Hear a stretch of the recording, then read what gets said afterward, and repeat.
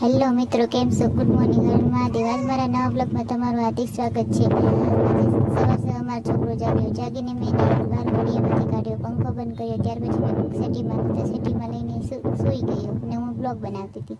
મેં તો ઊભો ચાલ નાસ્તો કરવાનો હતો તે રમત રોડિયા કરવા માંડ્યો અને હું બ્લોગ બનાવતી હતી.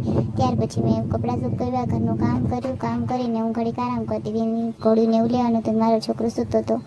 ત્યાર પછી મેં મારા છોકરાને કીધું ચાલ, તે મને પગમાં બટકા ભરવા મને મેં કીધું નથી આવું ને તો કે ના નખરા કરવા મને. ત્યાર પછી હું બપોરના હાલના મેં જમવાનું બનાવીને દીવા કરીને હું થોડોક વિડીયો ઉતાર્યો. મેં કીધું જો એક સાઈડ શાક થાય, એક સાઈડ ખીચડી થાય છે.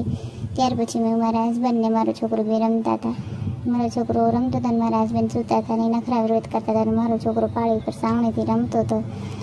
રમતો આમ કરે ને ઘડીક આમ કરે ને મારા હસબન્ડને મારતો હતો. પછી ત્યાર પછી મારા હસબન્ડ કે બહારનો નજારો લીધો. બહારનો નજારો લઈને ઘરમાં ગઈને તો મેં કીધું લાવને થોડો કામનો નજારો લો.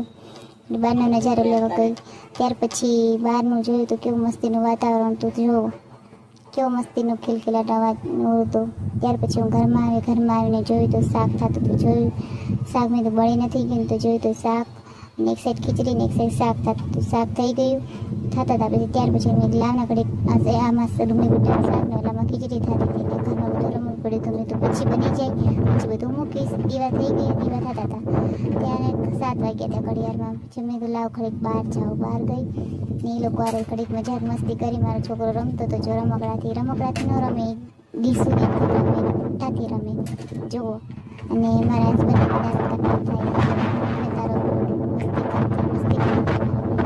સારું મસ્તી કર્યા કરો ને હું જાઉં છું ઘરમાં. પછી એ બેટને બેઠી ખડી બેની મસ્તી કરી ને એ બેનને બોલતા થાય છે, દાંત કાઢતા હતા. મારો વિડીયો ન લેતો તમારો તો પહેલાં લઈશ. ત્યાર પછી મારો છોકરો પુઠ્ઠીથી રમતો હતો ને એ લોકોનો વિડીયો ઉતારતી હતી. મેં તેના બેનો વિડીયો ઉતાર્યો છે. ત્યારે સવારમાં નજારો લીધો જુઓ. સાંજના 7 વાગ્યા તો કેવું જે વાતાવરણ છે જુઓ.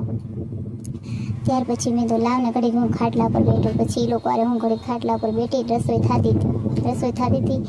મારા હસબન્ડ કે જાને હવે રસોઈમાં ધ્યાન દઈ ચાવલ ચૂકીને બેસવાથી. પછી ઘડીક બેઠી ને એ લોકો નખરા કરતી હતી. જો એ રમતો હતો.